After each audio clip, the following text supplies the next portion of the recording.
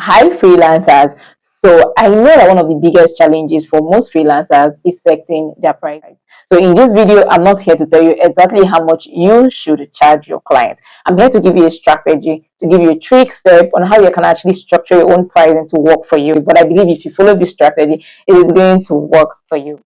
First off, there are three types of clients you will be meeting in your journey to making seven figures as a freelancer. So these three type of clients, number one is the referral clients. So we have this kind of clients that come from referrals from your friends, people you have told, oh, I'm a social media strategist, I'm a social media manager, I'm a virtual assistant, whatever thing, or I'm a graphic designer, whatever thing you have actually told them that you are. So they get to refer you to their friends or their acquaintances or to people who they know that need your services. So you get referrals from family, from acquaintances, friends, and all of that, right?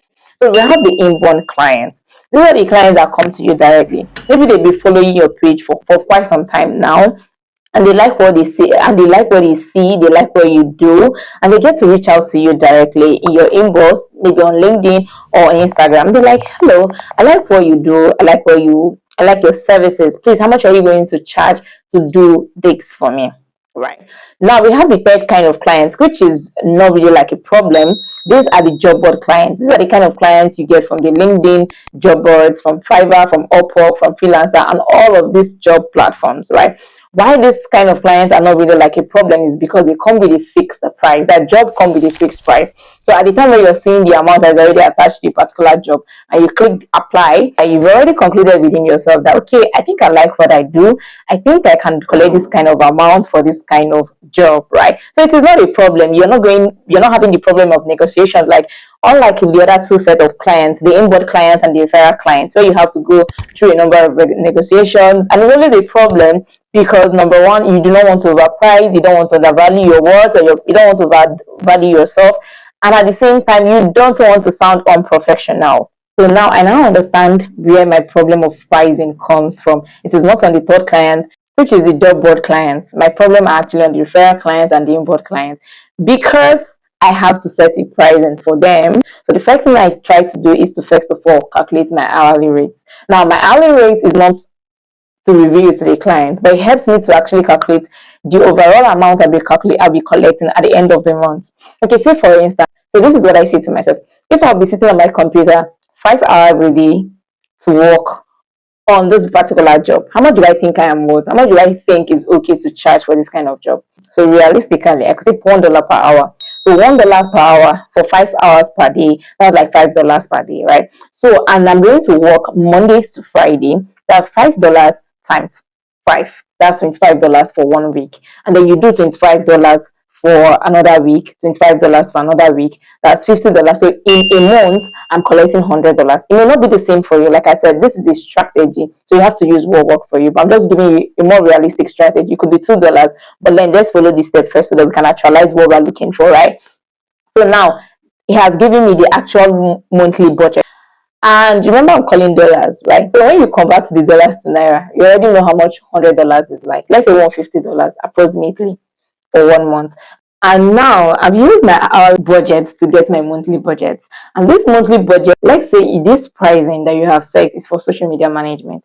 And you have decided within yourself that this 150,000 is for two social media platforms. So if you're going to be managing anything more than two platforms, you can do 200. Anything more than three, you can, that is maybe four social media platforms, you can do 400. You can use this method to climb up the ladder just gradually so that you don't overprice, you don't sound unprofessional, at the same time you don't undervalue yourself. Now, the second thing I like to do is first of all to consider my skills and my experience level, right? Consider the industry standard, that is your niche. So when all of this is, and I like to be honest with myself, right? So especially your experience level, do you think you have a kind of experience to demand 150,000 naira per month from a client for social media management? Do you think? Do you really think? You have to be honest with yourself. You need to be realistic.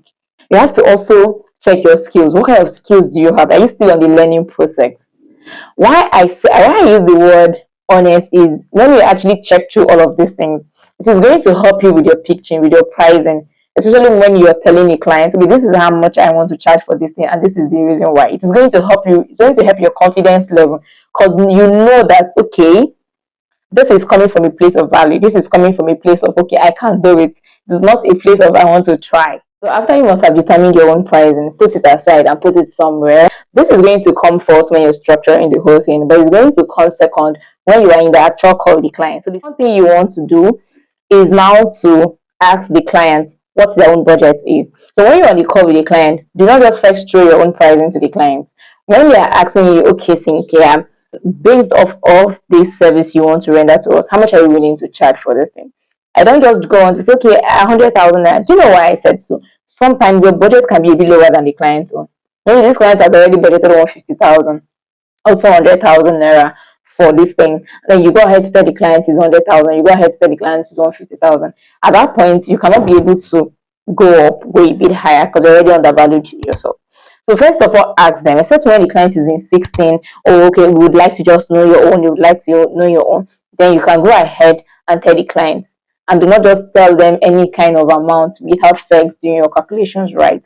And sometimes you need to ask the necessary questions, the important questions, which will also help you know how much you need to put in this work that you're doing for this client. So even if your pricing is already 150,000, and then on the call you get to find out that this client actually wants more from you. He wants more things. He wants you to be able to do this, do that, do this, and then for them in this very journey. You know, at that point, the price that you already set before, you cannot be able to use that price. So, say for instance, you already said 150,000, so you can go ahead and just say, okay, because I want to do this for you, because I need to do this for you, I'm collecting 200,000, right? So, but on the budget aspect, when you ask the client their budget and they tell you if it is a bit lower than yours, you can now, this is where the negotiation comes in, and you need to be a bit professional. So when you're negotiating, you don't need to sound apologetic or try to be sorry and all of those things, but at the same time you need to be very reasonable. Emphasize on the value you're bringing for them. Leave the hourly rates, leave the things, the extra. The emphasis should be on the value. Okay, I'm actually charging you this XYZ amount because of the numerous things, because of the number of things I'll be doing for you. And let's say, for instance, you're a complete newbie and you want to now go with the pricing that the client has proposed. Again, you set 150,000 for yourself and the client is saying 100,000 and you want to go with 100,000. So there's a way to go with your negotiation. You can tell the client, okay, if I am willing to go with this 100,000 they were proposing for this job, I'd like to know if you'd be willing. I would like to know if you'd be willing to take care of my data for a month, my monthly data. So say for instance you buy data of 20,000, you can tell the client, I buy data of 20,000 naira, or I believe data of 20,000 can be enough for me to do this job for you for a month. So will you be willing to cater for my data? I can go on and collect the 100,000 naira. And whenever you're collecting an amount that is way below your initial budget, do not agree to sign a long contract with those kind of clients. You can do 3 month clients and state that you would like you and the client to review the pricing of that job after 3 months, review the work, review the pricing. And you know what this also means, that there is a lot of work on you to do to be able to, so that you can meet up with the client's expectations. So that during that 3 months of review, when you go back to reviewing the work, you can have something to rely on. You can say, okay, because I've been able to meet your expectation, because I've been able to do X, Y, Z for you, I think going forward, if you'd like to work with me going forward, I'll be taking up, my pricing will no longer be 100,000, I'll be charging 200,000.